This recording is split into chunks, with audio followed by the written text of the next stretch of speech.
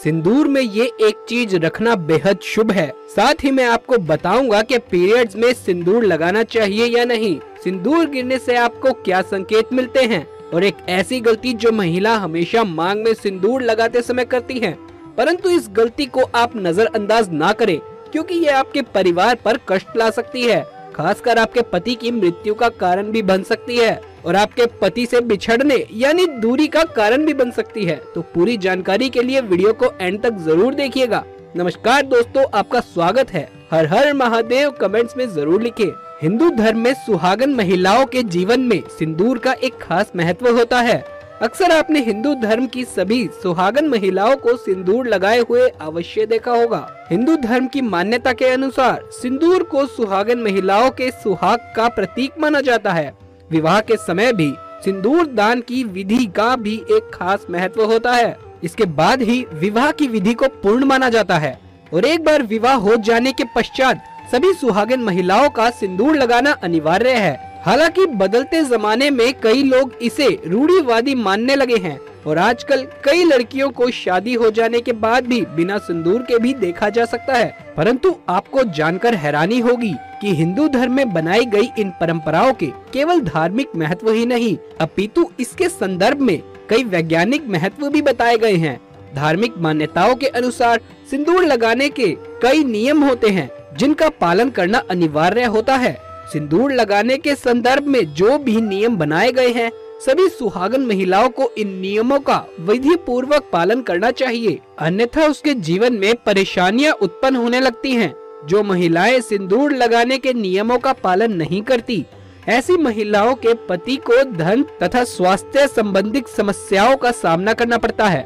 आइए जानते हैं सिंदूर लगाने के वो कौन से नियम हैं जिनका पालन हर महिलाओं को करना चाहिए। लेकिन उससे पहले आपसे एक रिक्वेस्ट है कि वीडियो को लाइक करें। दोस्तों, नंबर 1, शादीशुदा महिलाओं को सदैव सिंदूर अपने पैसे से खरीद कर लगाना चाहिए। किसी अन्य के पैसों से खरीदा गया सिंदूर लगाने से बचना चाहिए। दोस्तों, नंबर 2, चाहे कितनी भी मजबूरी हो, परंतु शादीशुदा महिलाओं को किसी दूसरी महिला के सिंदूर को अपनी मांग में भरने से बचना चाहिए।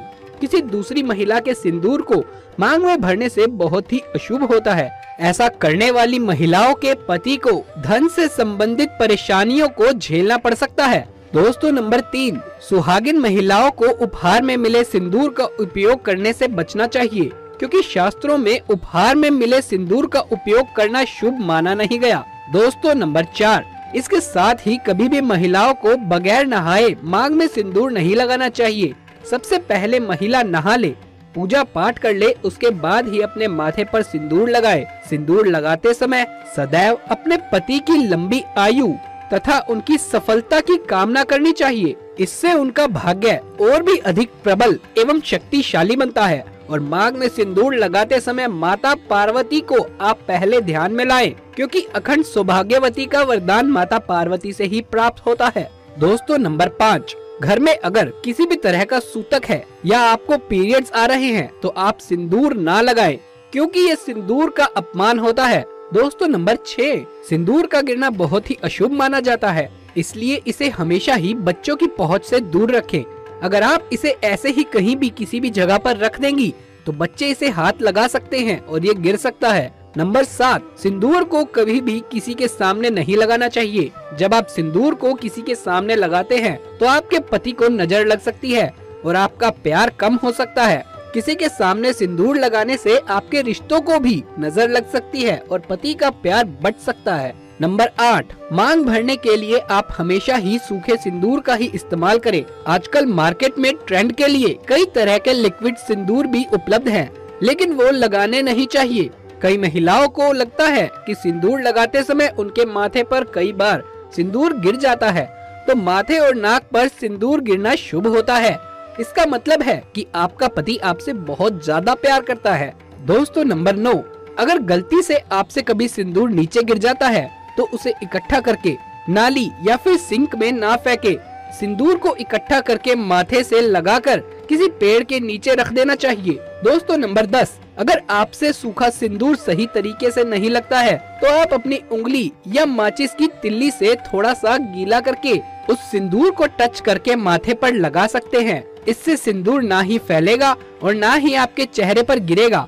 नंबर 11, शास्त्रों के अनुसार जो भी स्त्री अपने मांग में सिंदूर को अपने बालों के पीछे छुपा लेती है तो उसके पति को समाज में मान सम्मान नहीं मिलता। जिस ऊंचाई को वो छूना चाहते हैं वहाँ तक वो पहुँच नहीं पाते तथा हमेशा असफल रहते हैं। समाज में तथा रिश्तेदारों के बीच में वो छुपकर रह जाते हैं। इसलिए सिंदूर जितना लंबा आप लगाएंगे और आगे की तरफ माथे पर लगाएंगे, आपके पति का भाग्य उतना ही अच्छा एवं प्रबल होगा, क्योंकि माथे पर सिंदूर लगाने से स्त्री की शक्तियाँ जागृत हो जाती हैं। दोस्तों नंबर 12, शास्त्रों में ये स्पष्ट बताया गया है कि महिलाओं को नाक की सीध में ही माथे पर सिंदूर लगाना चाहिए। कभी कभी महिला जब टेढ़ी मांग निकालती है तो उसी जगह पर वो सिंदूर लगा लेती है।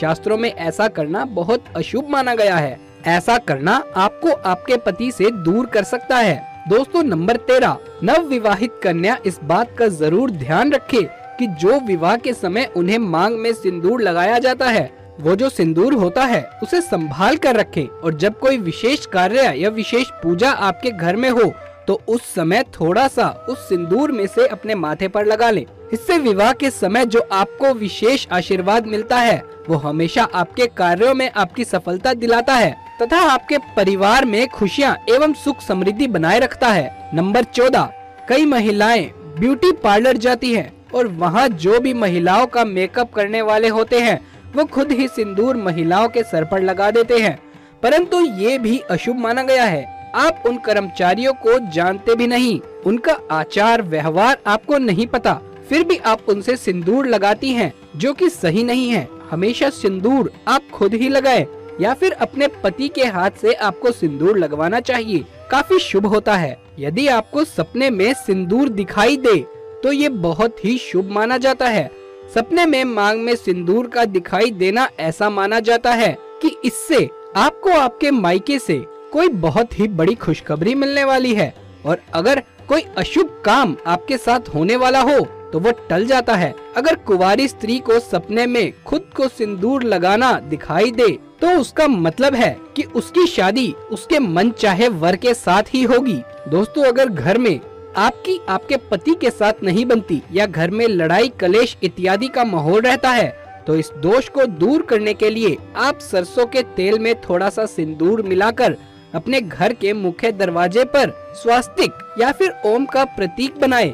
इससे आपके पति का प्यार आपके लिए अधिक बढ़ जाता है और कलेश इत्यादि का माहौल दूर हो जाता है।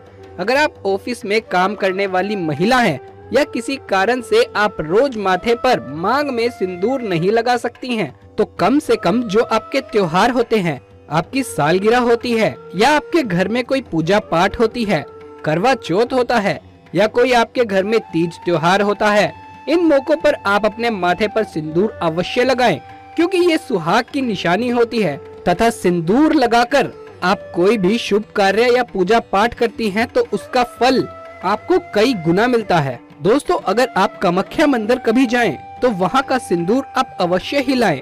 कामाख्या माता के मंदिर का सिंदूर बहुत ही चमत्कारी माना जाता है और इसे यदि कोई सुहागन महिलाएं प्रत्येक दिन अपने माथे पर लगाए तो उसके घर परिवार में सदैव खुशियां बनी रहती है तथा ऐसी सुहागन महिला सदैव सौभाग्यवती रहती है और पति पत्नी के बीच का रिलेशन सदैव सदैव के लिए बना रहता है। दोस्तों ये वीडियो अच्छा लगा हो तो इसे एक लाइक जरूर कर दें, कमेंट्स में जय माँ लक्ष्मी जरूर लिख दें और हमारे चैनल को सब्सक्राइब जरूर से कर लें। जल्द मुलाकात होगी ऐसे ही किसी नई वीडियो में, तब तक के लिए धन्यवाद।